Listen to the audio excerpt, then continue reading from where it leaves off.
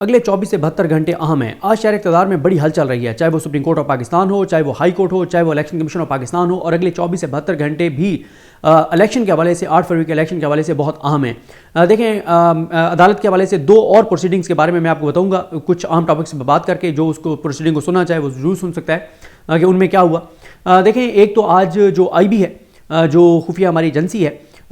اس کے سربراہ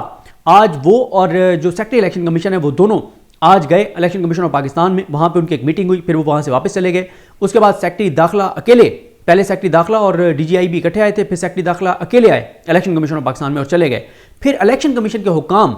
وزارت دفاع گئے اور وہاں پہ ان کی ملاقات ہوئی ہے۔ یہ 3 اہم ملاقاتیں ہیں سیکیورٹی کے حوالے سے، اور ظاہر ہے وہ بات بھی ہوئی ہوگی جو آئی جی اسلام آباد اور ڈی سی اسلام آباد کو حکومت نہیں ہٹانا چاہتی۔ الیکشن کمیشن 4-5 ماہ ہو گئے ہیں، پورا زور الیکشن کمیشن نے لگا لیا ہے، لیکن شہباز شریف کے لگائے گئے جو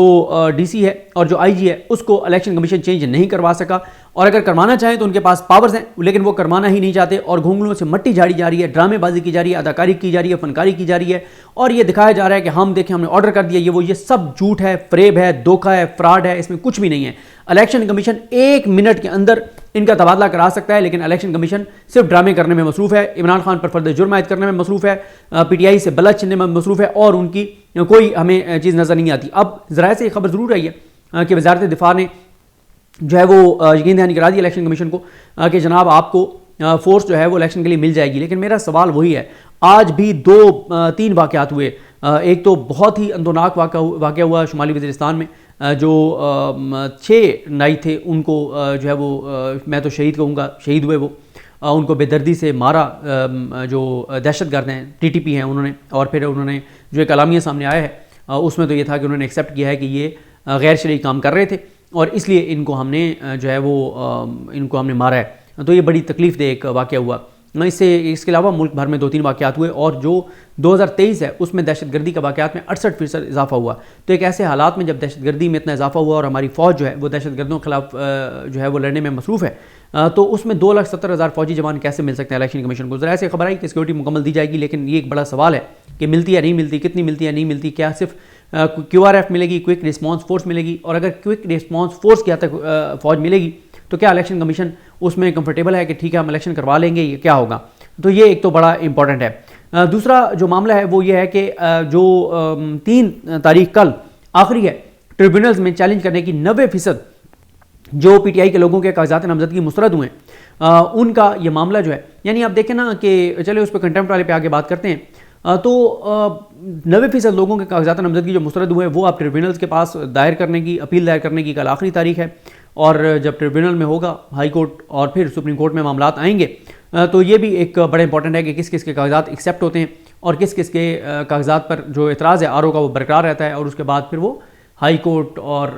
اس کے بعد سپریم کورٹ میں وہ آ جائیں گے۔ تو یہ ایک چیز ہے دیکھنے والی۔ اس کے علاوہ جو ہے کل بہت امپورٹنٹ ہے پی ٹی آئی کے لیے کہ کل بلے کے نشان کے اوپر جو ہے وہ کل محفوظ فیصلہ سنایا جائے گا۔ ایک جج صاحب نے آج سنا، ایک جج صاحب نے بلے کا نشان دے دیا اور فیصلہ معطل کر دیا الیکشن کمیشن کا۔ 9 جنوری کے لیے سماعت رکھی کہ ڈویژن بینچ سنے گا 2 ججز، کل آج ایک جج نے سنا ہے، فیصلہ محفوظ کیا ہے۔ تو دیکھتے ہیں کل وہ کیا فیصلہ سناتا ہے، اور ساتھ پی ٹی آئی کل 3 نشانات جو ہے بلے کے متبادل کہ اگر بلہ نہیں ہوتا پی ٹی آئی کے پاس تو پھر وہ کس نشان پہ الیکشن لڑے گی پی ٹی آئی، اس کے حوالے سے مشاورت ہے۔ تو دیکھتے ہیں کہ اس میں ان کی مشاورت کا کیا ہوتا ہے، اور کل وہاں پہ ہائی کورٹ میں کیا ہوتا ہے۔ کل بہت امپورٹنٹ معاملہ ہے، اور وہ ہے کنٹمپٹ آف کورٹ کی جو درخواست ہے پی ٹی آئی کی، وہ جس میں کہا گیا کہ لیول پلینگ فیلڈ کا جو احکامات ہیں سپریم کورٹ کی ان کی دھجیاں بکھیر دی گئی ہیں۔ کل ساری چیزیں سپریم کورٹ کے سامنے رکھی جائیں گی کہ کیسے جب کاغذات نامزدگی لینے جا رہے تھے تو وہ دیے نہیں جا رہے تھے، جو لینے جا رہے تھے ان کو اٹھایا جا رہا تھا، جب کاغذات نامزدگی جن کو مل رہے تھے وہ ان سے باہر چھینے جا رہے تھے، جب وہ پھر اس کے بعد جن کو کاغذات نامزدگی نہیں دیے جا رہے تھے وہ ہائی کورٹس میں گئے، اس کی وجہ سے ان کو کاغذات نامزدگی ملے، پھر جمع نہیں ہو رہے تھے، پھر وہ ہائی کورٹ میں گئے، پھر وہ جمع ہوئے۔ اس کے بعد کیا ہوا کہ تائید کنندہ اور تجویز کنندہ کو اٹھایا گیا، امیدوار جو آ رہے تھے یا جو کاغذات جمع کرانے آ رہے تھے وکلا سارے ان کو گرفتار کیا گیا، پھر جو ہے وہ ٹیبل سے کاغذات نامزدگی جو ہے وہ آر اوز کے ٹیبل سے اٹھائے جا رہے تھے، چھینے جا رہے تھے، اور پھر 90% پی ٹی آئی کے لوگوں کے کاغذات نامزدگی مسترد کر دیے گئے۔ ان 90% نے جب کہا کہ ہمیں return order they R Os, وہ نہیں دیے جا رہے تھے، جب آر اوز نے ریٹرن آرڈر دینے شروع کیے تو وہ ریٹرن آرڈر چھیننے شروع کر دیے۔ تو یہ ساری چیزیں سپریم کورٹ آف پاکستان کے سامنے کل رکھی جائیں گی، لیکن قاضی فائز عیسیٰ صاحب کا آج جو ہم نے مزاج دیکھا ہے تو اس کے مطابق تو پی ٹی آئی کے لیے 1% بھی کسی طرح کی وہ ان کو ان کا جو آئینی قانونی حق ہے وہ دینے کو تیار نہیں ہے، اور وہ ہر چیز کو جسٹیفائی کرتے ہیں جو پی ٹی آئی کے ساتھ جو کچھ ہو رہا ہے۔ تو اب یہ کل کا دن بڑا امپورٹنٹ ہے کہ اس پہ سپریم کورٹ آف پاکستان کل کیا کرتی ہے، اور کل لاپتہ افراد کا کیس بھی ہے، اور اب یہ بھی اطلاعات آ رہی ہے کہ آج رات کو شاید جو بلوچستان کے لاپتہ افراد بیٹھے ہیں ان کے جو ہے وہ شاید ان کے خلاف آج رات آپریشن بھی کیا جائے، تو یہ بھی بڑا جو ہے وہ امپورٹنٹ ہے کہ کیا ہوتا ہے۔ اب آ جائے میں جلدی آپ کو بتا دیتا ہوں کہ 62(1)(f) والے کیس میں کیا ہوا، اور اس کی وجہ یہ ہے کہ 62(1)(f) والا جو کیس ہے وہ ویسے تو آپ نے لائیو اس کی پروسیڈنگ دیکھی ہوگی، یہ بڑے امپورٹنٹ ہے میاں نواز شریف کے لیے کہ میاں نواز شریف جو ہے وہ اسی فیصلے کی نتیجے میں ان کے لیے راہ کھلنی ہے انتخابی سیاست کی، اور جو ایک چنتخب وہ ہیں اور سپر لاڈلے وہ ہیں ان کے لیے جس طرح سے تہس نہس کر دیا گیا پورے نظام کو اور ہلا کے رکھ دیا گیا پورے نظام کو، اور بڑے آگے جو ہے وہ لوگوں کو جب یہ دیکھتے ہیں کہ آگے میاں نواز شریف کو مسلط کیا جا رہا ہے تو پھر لوگوں کو مایوسی ہوتی ہے اور اندھیرا ہی اندھیرا نظر آتا ہے۔ آج یہ 7 رکنی بینچ تھا، اس بینچ میں قاضی فائز صاحب نے صرف ان ججز کو رکھا جو پریکٹس اینڈ پروسیجر میں قاضی فائز عیسیٰ صاحب کے موقف کے حامی تھے، اور ان کے علاوہ کسی جج کو انہوں نے نہیں رکھا۔ اور وہ جو ہمارے وکلا جو بڑی دعوے کیا کرتے تھے کہ فلاں فلاں جج کو نہیں بٹھاتے عمر تا بندیال صاحب، تو وہ ذرا آپ پھر رپورٹ شائع کریں نا کہ قاضی فائز صاحب جب سے آئے ہیں تو وہ کن ججز کو بالکل کسی بینچ میں نہیں بٹھا رہے۔ تو یہ جناب اس میں آپ کو بتا دوں کہ یہ بڑی طویل ویسے سماعت تھی، اور اس میں جو مین تو ظاہر ریمارکس قاضی فائز صاحب کے آتے رہے۔ قاضی فائز صاحب نے کہا کہ کیا کوئی بھی شخص حلفیہ طور پر کہہ سکتا ہے کہ اس کا کردار اچھا ہے؟ اگر 2002 میں قائد اعظم زندہ ہوتے تو انہیں بھی الیکشن لڑنے کے لیے نااہل قرار دے دیا جاتا۔ اسلام میں توبہ کی گنجائش آخری منٹ تک ہے،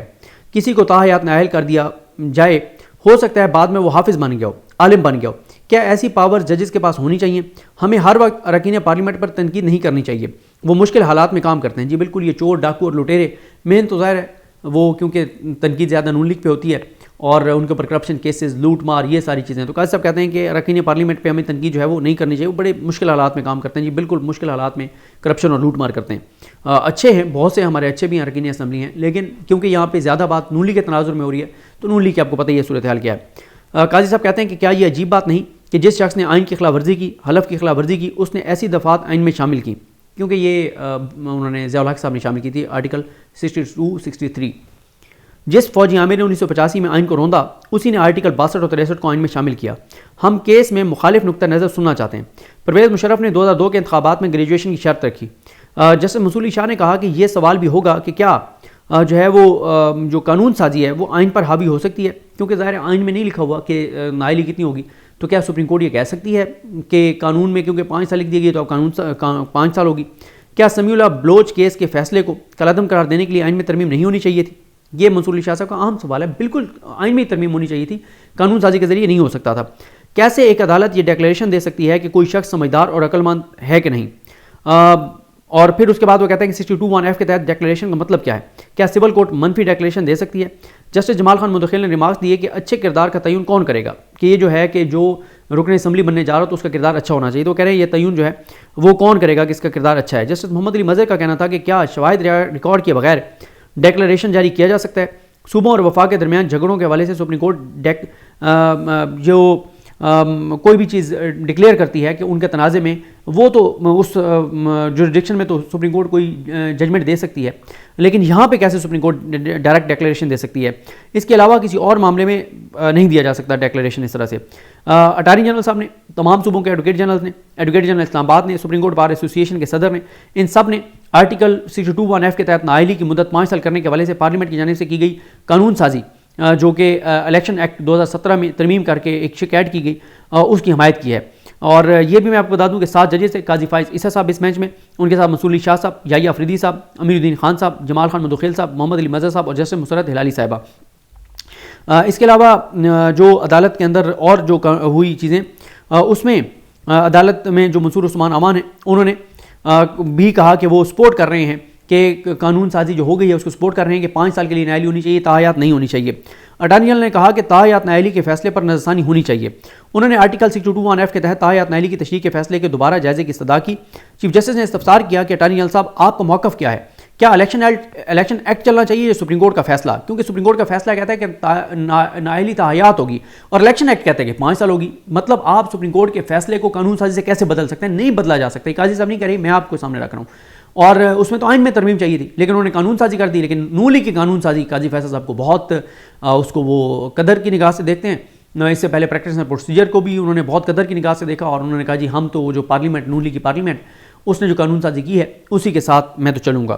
اٹارنی جنرل نے جواب دیا کہ عدالت سے درخواست ہے کہ تاحیات نااہلی کے فیصلے کا دوبارہ جائزہ لے. الیکشن ایکٹ کی تائید کروں گا کیونکہ یہ وفاق کا بنایا گیا قانون ہے. اس کے بعد اس سماعت کے دوران میر بادشاہ کیسرانی کے خلاف درخواست گزار امام کیسرانی کے وکیل محمد ثاقب جیلانی نے بھی تاحیات نااہلی کی مخالفت کر دی. وکیل نے کہا کہ میں نے 2018 میں درخواست دائر کی جب 62(1)(f) کے تحت تاحیات نااہلی کا فیصلہ آیا. اب الیکشن ایکٹ میں سیکشن 232 شامل ہو چکا ہے، اس لیے تاحیات نااہلی کی حد تک استدعا کی پیروی نہیں کر رہا. چیف جسٹس نے استفسار کیا کہ الیکشن ایکٹ 2017 کو کیا کسی نے عدالت میں چیلنج کیا، جس پر درخواست گزار کی جانب سے عدالت کو بتایا گیا کہ الیکشن ایکٹ کو کبھی بھی کسی عدالت میں چیلنج نہیں کیا گیا. ایک وہاں پہ ٹھہرے تھے، حسن اللہ صاحب تھے، کون تھے، انہوں نے کہا تھا کہ جی بالکل چیلنج ہے، لیکن انہیں زیادہ ڈیٹیل نہیں پتہ تھی، اور میرا خیال ہے لاہور کورٹ میں چیلنج ہے. چیف جسٹس نے پوچھا کہ کیا کوئی ایسی صوبائی حکومت ہے جو الیکشن ایکٹ 2017 کی مخالفت کرے، جس پر صوبائی ایڈوکیٹ جنرلز اور اسلام آباد کے ایڈوکیٹ جنرل نے موقف دیا کہ تمام صوبائی حکومتیں جو ہیں وہ اس کو سپورٹ کریں اس قانون سازی کو.